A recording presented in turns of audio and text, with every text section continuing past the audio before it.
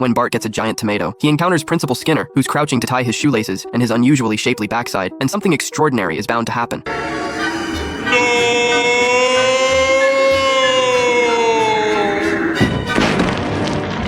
Judging by the classmates' laughter, the prank is a huge success. But that rotten giant tomato? It was Lisa's project for the science fair. She tearfully tattles to Marge, who suggests Lisa build a guinea pig maze instead. Help me! Help me! So Lisa heads to the pet store and asks the owner for the smartest guinea pig. The owner grabs one at random, and it turns out to be a genius, one that even writes mystery novels. Lisa takes the guinea pig home for her experiments, and her first hypothesis is, who's dumber, Bart or the guinea pig?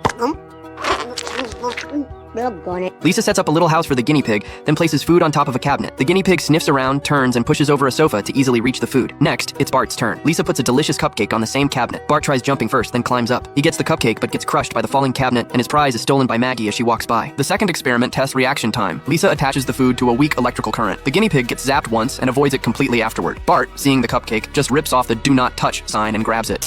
Ow! Ow! Ow!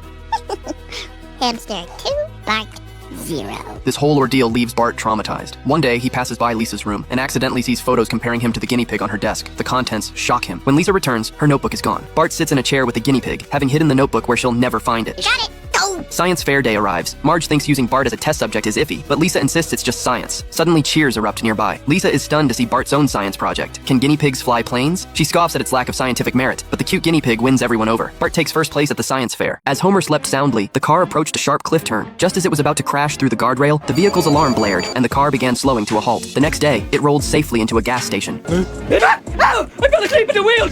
But we didn't crash.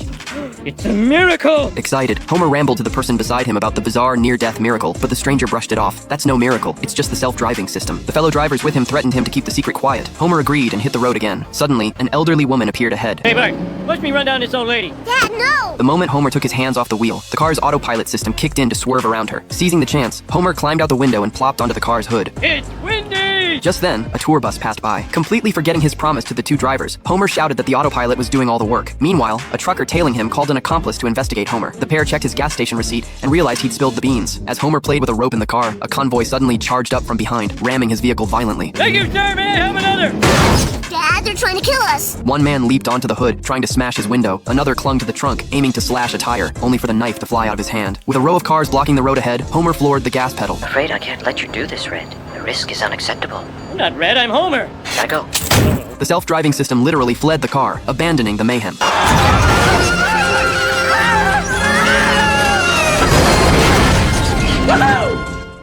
Frank was abandoned by his parents when he was 4 years old. He grew up working as a child laborer to survive. He worked part-time as an errand boy, making deliveries for other people. But when Frank was 18 years old, he was injured in an explosion and hospitalized, but he didn't give in to fate. Instead, he spent the time recovering from his injuries to resume his studies. After he was released from the hospital, he studied on his own to complete his community college exams. He got his certificate as a nuclear engineer. When Burns saw Frank's story, he was touched by his perseverance. He immediately asked Smith to bring him back, and that's how poor Frank fell into the abyss of the devil. A few days later, when he was invited to the nuclear power plant, Burns had forgotten about him. He had seen on TV that a pig had survived the earthquake for a month, so he decided to make the pig the CEO. Frank was given a random position. Coincidentally, his office was next to Homer's. During his lunch break, Frank realized his lunchbox was missing. After searching around, he realized that Homer had eaten it. He's angry, but he can't help it. But when it was time to go to work, Frank realized that his pencil was gone. He went to Homer's office. Homer had eaten all the pencils like they were sugarcane. Frank was angry, but he didn't dare get angry, so he took it out on the job. Then Homer's safety officer's post went into alarm. Frank was horrified to see the possibility of a serious accident at the plant, but Homer, with his experience, didn't panic. He grabbed a bucket of water and easily solved the alarmed machine. Lunchtime, Homer picked up the concentrated sulfuric acid and was about to drink it. Frank slapped him in the face. He saved Homer's life. But at the same time, the entire wall was corroded by the acid. Burns was furious. He called Frank into his office and scolded him, and docked his pay for 3 months. Frank was furious. He went to Homer and told him he was done with him. Homer was a little sad. He didn't have many friends. So when he got home, he rushed Marge to prepare a fancy dinner party. He wanted to apologize by inviting Frank to dinner. A short time later, Frank appeared at the door with a tired face. Homer invited him in and introduced him to his family. Baby, my daughter Lisa, IQ 156. Hi. See? And my son Bart, he owns a factory downtown. Frank couldn't stand it anymore. He had worked so hard, but he wasn't even 1/10 as good as Homer, the loser. When he saw the pictures on the wall, he was even more surprised. Homer not only had his picture taken with the president, he was an astronaut in space. Frank was furious. He thought Homer didn't deserve this life. His very existence was the biggest blow to people like Frank, who were trying to make a living. Homer was a little upset. Is this the kind of crap that people think he is? It was nice meeting you. Homer got completely drunk after downing the drink, and Moe kicked him out of the bar. Stumbling, Homer slumped against a wall and even picked up a rat as if it were a remote control. Oh, you poor soul. You think that rat is a remote? A woman then pulled out a $5 bill from her pocket and handed it to Homer. I don't need your charity. I'll dance for my money. Da, da, da, da, da, da, da, da, da, da, da. He started dancing in the street, and passers-by, thinking he was a beggar, tossed coins to him one after another. That night, Homer drove home dirty and disheveled, but pulled out a bouquet of flowers from behind his back, surprising Marge greatly. Oh, here it is. I am so wasted. Oh my god, we're having a simultaneous pass out. One day, while waiting at a red light, Homer saw an advertisement on a billboard and realized he'd never bought Marge a necklace in their 30 years of marriage. Just then, the woman who'd once given him money walked by. You smell worse than you did last time. Determined to earn money for a necklace, Homer smeared himself with garbage and posed as a beggar on the street. But this time, no one gave him a cent. A fellow beggar then suggested he go crazy in the road instead. Coke and Pepsi are the same thing. Wake up, people. Wow, now that is good crazy. Using this tactic, Homer made a lot of money. He marched into the jewelry store, but the clerk refused to serve someone dressed in rags. He simply walked up to the counter and dumped a fistful of dollar bills. Marge later confronted Homer with a billboard she'd found at home, demanding to know what he'd been up to. Homer pulled out a pair of newly bought earrings, and Marge was instantly amazed by their beauty. Diamond down? Nope. Cubic diamond beam? Nope. Deoxyribodiamondoid? Hello, but no cigar. Just plain diamond. From then on, Homer went crazy on the streets every day. To his surprise, his side hustle earned more than his regular job. You got your wife the earrings, man. Why are you still doing this? I want to get a second house, closer to work. Homer and Bart prepared to steal oil from the school. Before entering the kitchen, Homer tested the power of a straw. Ah! Hello? What is it? Nothing. The two climbed through the ventilation ducts into the school kitchen. Homer's butt clamped the straw as he stuck it into the oil pit. Soon, all the gutter oil in the kitchen was sucked into their car. Just then, Willie walked in. I mean, what are you doing here? We're a new foreign exchange students from, Scotland. I'm from Scotland. Where do you hail from? North Kiltown. No fooling. I'm from North Kiltown. Homer never expected the random name he made up to actually belong to someone. That's when Willie spotted Homer's straw. Not even grease pundits. I'll kill ya. Homer panicked and dove into the ducts, but his legs were quickly grabbed. Willie punched him straight in the face. It's really painful. All right, fine. I'll strangle you for a while. Willie wrapped the straw around Homer's neck. The tight grip blocked the flow of gutter oil, and the duct exploded under pressure. The oil poured through the vents onto the basketball court, where students at a dance thought it was snow, until the three men were flushed out of the ducts. So Homer decided to extract oil from bacon instead. He fed fried bacon to the dog and collected the used oil. Dad, I don't think the dog can handle any more bacon. After a full day of oil refining, Homer earned 63 cents, but the bacon had cost $27. But your mom paid for that.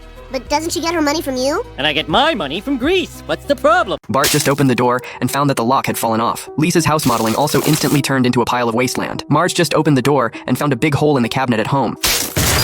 Hey, get out! I'm in here! Obviously, the Simpsons have been invaded by termites. Homer brought in professional deworming experts, but due to the abundance of termites, they must use the strongest poison. This means that we won't be able to live here for the next 6 months. Homer and his family found their good friend Lenny. This is Marge's first time coming to his house. Looking at the magnificent decoration in the room, Homer couldn't help but wonder how Lenny could afford such a house.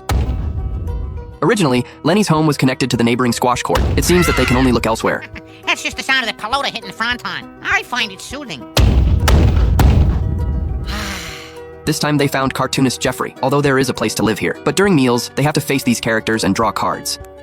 The last family can only temporarily come to the bar to rest. After Barney learned about their situation, he suggested that Homer go see a reality show. Not only does it provide free accommodation there, but it also offers substantial rewards. But because the theme of the reality show is 1895, so their behavior and demeanor must conform to that period. I drive a car that burns coal while walking. Perfect. When buying things, you can only choose a date from 1895. That night, the family had just fallen asleep. The production team used a helicopter to lift the house up, and Homer was ready to go out the next day. Homer struggled and turned around to take a look. Their house is actually floating in the river. Marge threw down a rope and barely rescued Homer. He angrily ran to the camera and questioned the production team. They didn't expect the house to suddenly shake violently.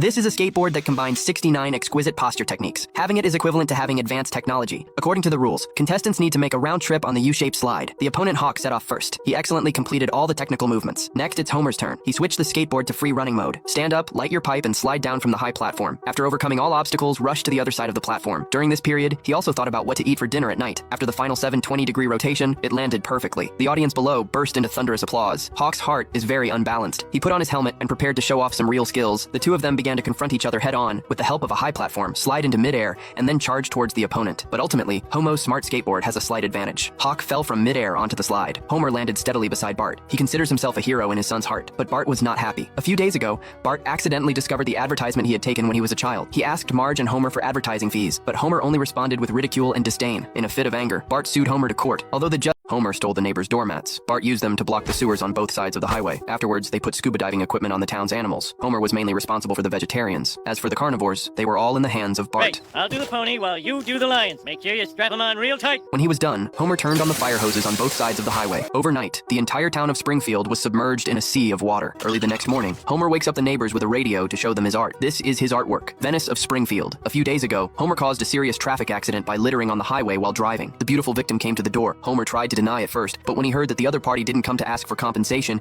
and even wanted to give him money, Homer was a bit confused. It turned out that the beautiful woman was an artist. She fell in love with the pile of garbage artwork that Homer had thrown. It had a kind of abstract beauty. She could even feel Homer's emotions according to it. The beautiful woman suggested that Homer should seize this opportunity and make a good career out of it. So Homer prepared to hold an exhibition to show his work. He worked all night to produce a lot of junk. It was the same process. It was the same artistic and emotional theme. It was still about anger and destruction. The only difference was that the people didn't seem to be buying it. They were tired of the theme of the art. The glory went with the audience. Even when Homer begged on his knees, it didn't make a difference. He didn't understand why people were always so fickle. Marge reassures Homer that he's trying hard. He's just going in the wrong direction. Even great artists need to keep trying. So she takes Homer on a tour of various art exhibits. One of them, the Venetian canals, impresses him. So in an effort to reclaim his title as an artist, Homer goes to great lengths to create a performance art piece that floods the town of Springfield. Flanders speaks highly of it. Springfield has been transformed. None of the animals who brought their scuba diving equipment ahead of time were killed or injured. Everyone got the day off. Looking at the various means of transportation available to the residents, even Marge had to admit, Homer is a gifted artist. Homer has built a new tennis court in the backyard. Before the first use, make sure that the net has sufficient elasticity. Marge is very satisfied with this, so she no longer has to worry about the annoying mole rat. After learning about it, friends came to visit one after another. Even the TV host came, in a few days. Celebrities from the entire Springfield town came here to play ball, but the combination of Homer and Marge has never won a single game. This feeling is not very good. Marge asked Homer to be more serious, but Homer assumes that the purpose of sports is happiness. Winning or losing is not important. Gradually, the Simpson family's tennis game became a topic of conversation among residents, especially the poor ball skills of Homer and Marge. Coincidentally, Marge heard all these mocking words, so after returning home, she began to give Homo special training. Even though Marge personally taught hand-in-hand, Homer's football skills are still unseen, but his destructive ability is always top-notch. The next day, Homer tried to prove himself. He specially registered to participate in the mixed doubles group of the tennis competition. Marge thinks it's too hasty, but Homer feels very good about himself. Ready for the serve! Hey, Get him off! Get him off! This move consumed too much energy from Homer, so he handed the racket over to Bart and asked him to practice with Marge. He didn't expect Bart to have such strong athletic talent. He mastered all the skills in just a few rounds. In the blink of an eye, we arrived on the day of the competition. Homer excitedly put on his battle robe and prepared to show off his charm. He didn't expect Bart to also change into a jersey. It's gonna be tough without a partner. I've got a partner. Well, good for you. Anyone I know? Yeah, you know her. Oh, hello, Homer. Good morning, partner. There's something I should tell you. I'm Bart's partner. No. You're my partner. Dude, I think the lady's made her decision. Oh, I'm sorry, homie. We'll talk about it later, okay? No!